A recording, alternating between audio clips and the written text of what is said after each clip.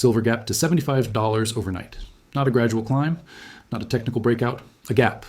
Markets closed at $32, opened at $75. That's a 134% price dislocation in 0 seconds of trading. And if you think that's shocking, wait until you understand what it means for the $100 wave that's now mathematically unstoppable. What if I told you this gap wasn't caused by supply and demand?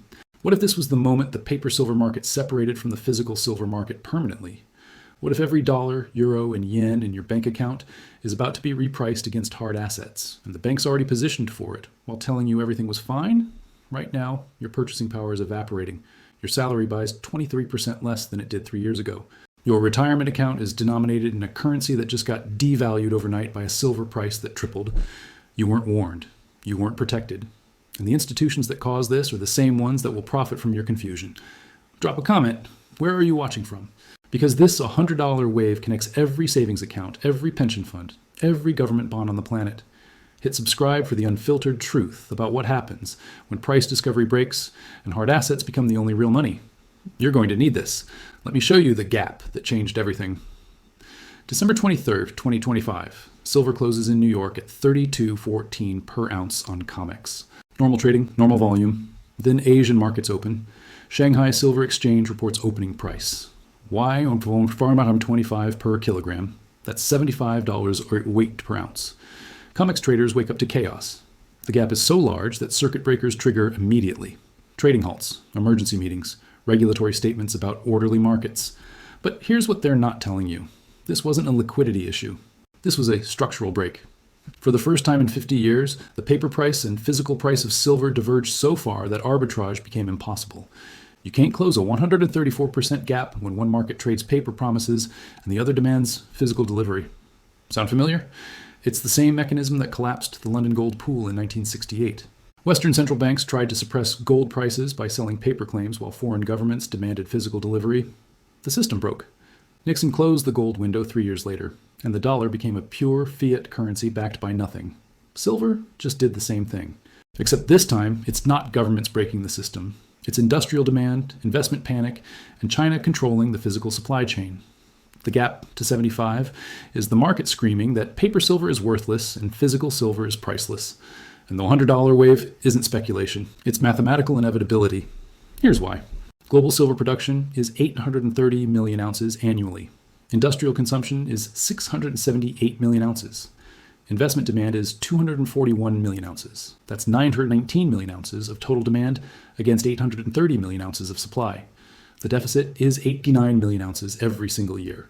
Above-ground inventories in warehouses have dropped from 2.1 billion ounces in 2015 to 1.1 billion ounces today. Simple math. At current deficit rates, physical silver inventories hit 0 in 12 years. But consumption is accelerating. Electric vehicles are projected to grow production by 340% by 2030. Each EV uses 50 grams of silver. Solar panel installations are growing 18% annually. Each panel consumes 20 grams. 5G infrastructure, medical devices, electronics, every technology humanity depends on requires silver, and there's no substitute. Sound familiar? This is peak oil logic applied to precious metals. Except with oil, you can reduce consumption, find alternatives, or drill deeper. With silver, you can't. Industrial applications require specific conductivity and antimicrobial properties that only silver provides. When it's gone, entire industries shut down. And the market is pricing that reality right now. The gap to $75 was the market waking up. The move to $100 is the market front-running scarcity. But there's a deeper mechanism at play, one that connects this silver spike to every currency crisis in history. And you won't believe how long they've been planning this. Let's break down the exact structure that caused the gap and why $100 is now unstoppable. The paper silver market operates through COMEX futures, London bullion market unallocated accounts, and silver ETFs. Combined, these systems trade 450 million ounces of silver daily. But physical silver moving through refineries and vaults, only 2.3 million ounces daily. That's a 195.1 ratio of paper to physical. For 50 years, this worked because nobody asked for delivery.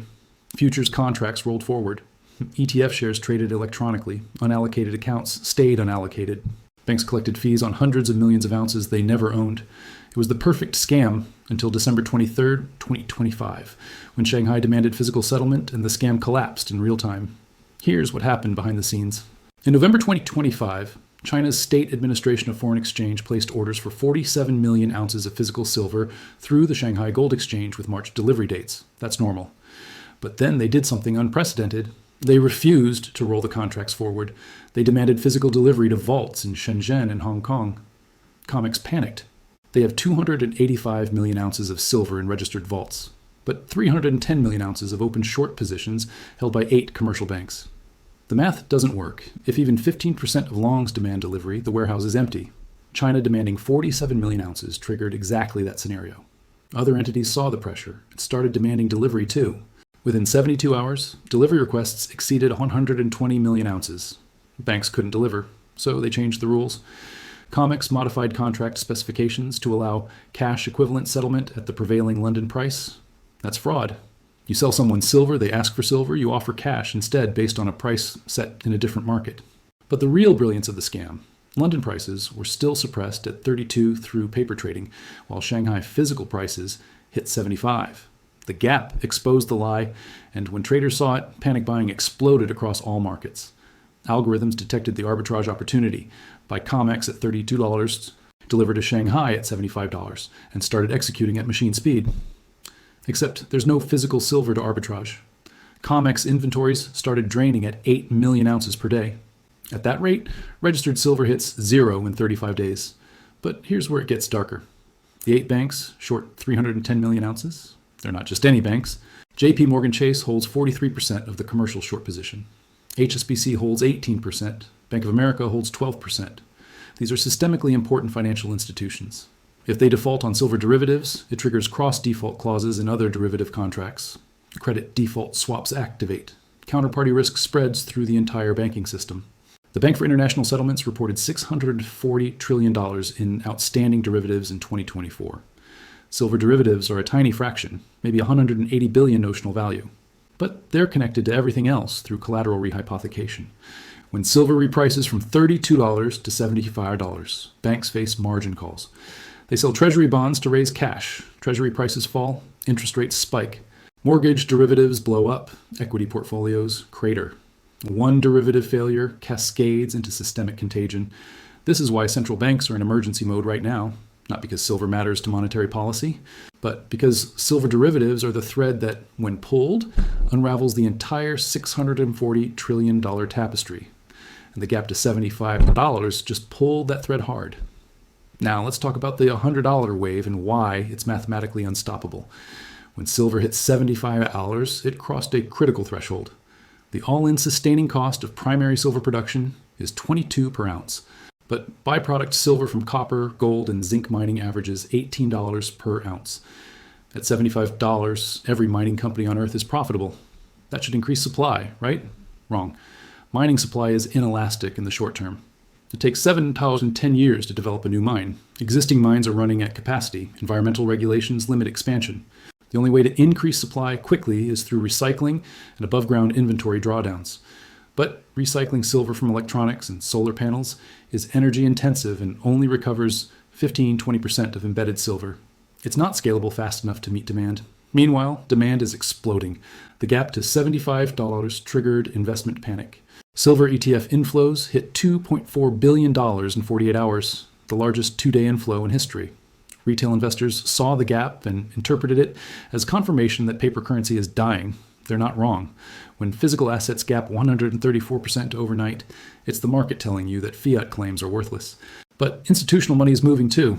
Sovereign wealth funds that accumulated physical silver between 2015 and 2023 are now sitting on 300% gains. They're not selling. They're rebalancing portfolios away from bonds and into hard assets. Pension funds are getting margin calls on derivative positions and liquidating equities to cover. The forced selling creates a doom loop. Stocks fall. Margin calls increase, more liquidation, stocks fall further. And here's the greed that makes $100 inevitable. Hedge funds are front-running central bank intervention. They know the Federal Reserve, European Central Bank, and Bank of England will eventually print money to bail out banks facing silver derivative losses. That printed money will flood into assets. Stocks, real estate, and precious metals will all rise in nominal terms, not because they're worth more, but because the currency is worth less.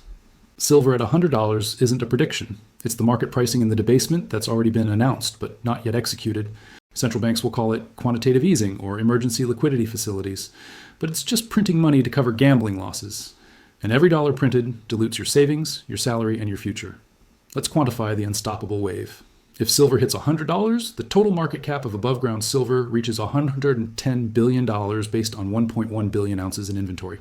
That's smaller than the market cap of Netflix. It's 0.08% of the global bond market. It's nothing in the context of global finance, but the derivative exposure is a $180 billion notional value, with leverage ratios between 21 and 50. 1. When silver moves from 32 to 100, banks short silver futures face losses of $21 billion on 310 million ounces of short positions. That's mark-to-market losses that trigger immediate margin calls. Banks don't have $21 billion sitting around. They borrow it through repo markets, sell other assets, or get bailed out by central banks. All three options are inflationary and push silver higher in a feedback loop. But it's worse than that. The COMEX warehouse has 285 million ounces. If silver hits $100, the market cap of that inventory is $28.5 billion, but the notional value of open futures contracts is $180 billion. You have $28.5 billion of assets backing $180 billion of claims. That's a 6.3.1 leverage ratio on the entire exchange. When leverage breaks, prices don't rise linearly. They gap exponentially. Sound familiar? That's the same dynamic that collapsed mortgage-backed securities in 2008. Assets were worth $2 trillion, but derivatives based on those assets had notional values of $62 trillion. When housing prices fell 20%, the derivatives collapsed 90%. Now reverse the scenario. When physical silver rises 200%, paper silver claims collapse to zero because there's no physical metal to deliver. And here's the moral hazard encoded into the system. Central banks can't let COMEX fail. It's the price discovery mechanism for industrial silver. If COMEX shuts down, manufacturing supply chains for electronics, solar, and medical devices collapse. Governments will force central banks to intervene. That intervention will be money printing. And that money printing will push silver past $100 toward $150, $200 or higher. The wave is unstoppable because the only way to stop it deliver physical silver is impossible. There isn't enough physical silver in Western vaults to cover even 25% of paper claims. The gap to $75 proved that. The move to $100 will prove it again. And every gap, every halt, every regulatory intervention will erode trust further and push more capital into physical assets. China understands this. Russia understands this. Saudi Arabia understands this. That's why sovereign wealth funds accumulated 350 million ounces of physical silver between 2015 and 2024, while Western banks were shorting paper silver. They positioned for exactly this moment. They're not buying silver to fight inflation. They're buying silver to survive the currency reset that happens when paper claims collapse and physical assets become the only real store of value. Here's the engineered collapse. Western banks created a fractional reserve precious metal system to suppress prices and maintain dollar hegemony. They knew it was unsustainable. They knew physical supply was finite. They knew industrial demand was growing. But the fees, bonuses, and political power that came from controlling the paper market were too profitable to stop. So they kept building leverage until the system collapsed under its own weight. The gap to $75 was that collapse. The wave to $100 is the market repricing reality. And the permanent consequence is this. Paper wealth and physical wealth are now separate asset classes. The people holding paper think they're rich. The people holding physical assets are actually rich. And the gap between those two realities is widening every day. The Western financial system is built on illusion, leverage, and borrowed time. Every crisis, 1998, 2008, 2020, 2023, was postponed through printed money. But you can't print silver. You can't quantitative ease industrial metals. When the derivative chains snap, there's no bailout that restores trust. There's only currency debasement and wealth transfer from paper holders to physical holders. Denial won't protect you. Hoping the system stabilizes won't save you. The institutions you were taught to trust, central banks, commercial banks, regulators engineered this crisis through decades of derivative leverage and price suppression. They're not going to fix it. They're going to extract maximum profit before it implodes and then blame market manipulation, geopolitical instability, or unprecedented events. But you've seen the gap to $75. You understand the math behind the $100 wave. The question is whether you position for the reality or keep believing the illusion. So here's the final question. Are we wiser now, or are we walking the same path in better suits? Drop your thoughts below. Share this with someone who needs to understand what silver at $75 means for their savings. And subscribe, because when silver crosses $100, the financial system as you know it will be unrecognizable. The gap already happened. The wave is coming. Choose which side you're on.